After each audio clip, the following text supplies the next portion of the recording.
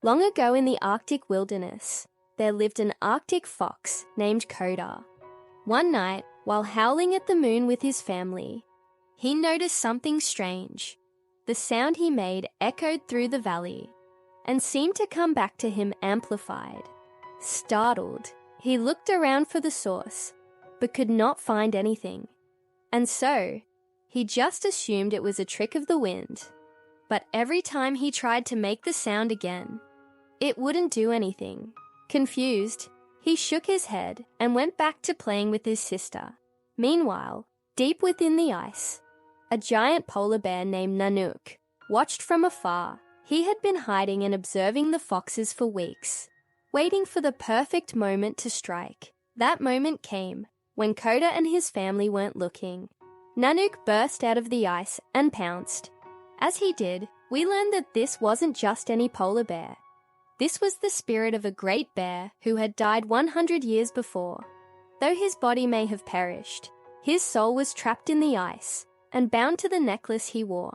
It was a beautiful blue pendant made of walrus ivory that glowed with an otherworldly light. Nanuq had been searching for this artifact for many seasons, hoping it would help him break the curse that kept him from moving on. But each time he got close, some animal would snatch it away and hide it.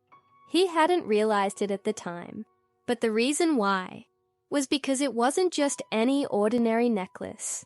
It was magical, and when the time was right, it would pass on its power to the most worthy creature who found it. That creature just so happened to be Koda's mother. When she saw the bear coming straight for her den, she knew exactly what she had to do. She grabbed the pendant and flung herself into the water. Now that it was too late to save herself, she placed the necklace around her son's neck and whispered, "Koda, when you put this on, don't take it off for any reason. You are the most courageous, kind-hearted cub I know, and I believe that one day you will make the world a better place." Then with a final lick to her son, she closed her eyes and accepted her fate. In that moment, the necklace began to glow, and the spirits of all the animals Nana had devoured over the years came flooding back into the world. With a mighty roar, they chased the bear away, saving Koda and his father. However, the necklace had now lost its power and reverted to its original state. All the spirits vanished, and only Nanuq remained. Shameful for what he had done, he retreated back into the ice. Now that his mother was gone, Koda refused to leave the den.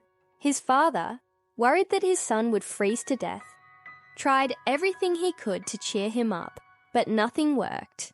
Until one day, Koda's sister came up with an idea. She grabbed her brother's necklace and started making the same sound their mother used to make when she was trying to calm them down. At first, it didn't do anything, but then the blue glow started coming back, and before they knew it, they were surrounded by spirits once again. They had returned at the call of their long-lost mother. With a heavy heart, Koda listened to his mother's last words. "When you put this on, don't take it off for any reason." Even though he didn't understand why, he felt compelled to follow her wishes.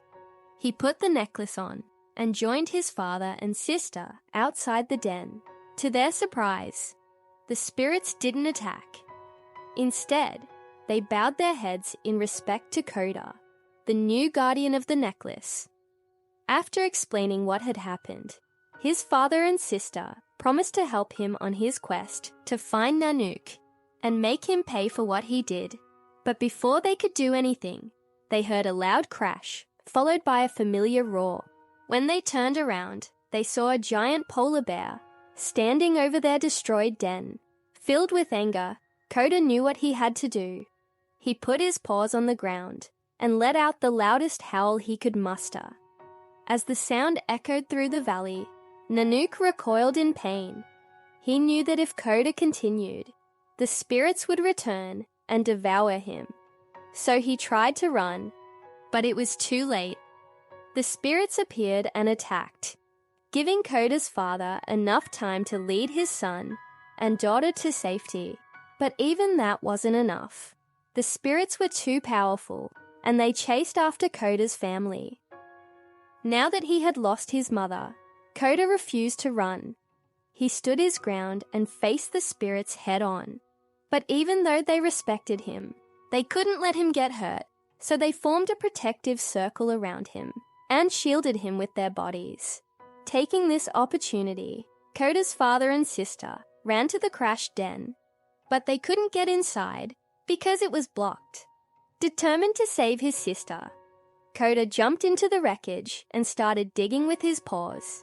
But it was no use. The ice was too thick. Desperate for another solution, he took off the necklace and threw it towards the sky. In slow motion, it began to glow brighter than ever before, and the spirits reappeared behind him. They watched as Koda used his powers to shatter the ice blocking the entrance. Then as they made their way through the cave, they heard a voice calling for help. It was Koda's sister. But as they got closer, they realized she wasn't in danger. She was trying to free a baby seal that had gotten trapped during the avalanche. Realizing that his sister had more compassion than even he did, Koda felt a sense of pride wash over him. At that moment, he understood his mother's last words. It wasn't about him. It was about helping others. Using his powers, he helped his sister free the baby seal, and the two of them made their way back to the entrance. But before they could get out, the ground started shaking. When they looked up, they saw Nanuq charging straight for them. Nanuq swiped his paw at Koda, but he dodged out of the way. He then tried to grab his sister, but Koda wouldn't allow that. He jumped in front of Nanuq and let out a mighty roar. Nanuq, taken aback by the ferocity of the young fox, hesitated for a moment, which gave Koda the opening he needed. He charged forward and struck the bear in the chest, knocking him back a few steps. This gave Koda's father enough time to get closer and deliver a powerful kick to Nanuq's face. But even though the bear was clearly in pain, he wouldn't give up.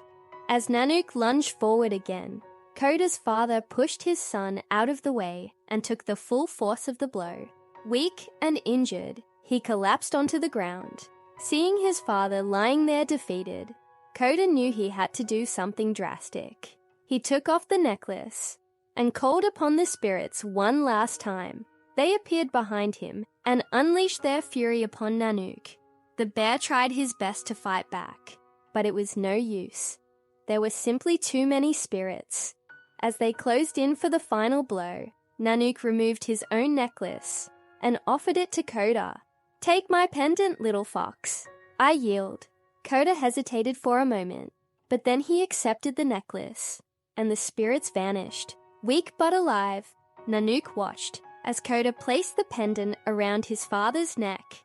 The blue glow started coming back, and Koda's father's wounds began to heal instantly.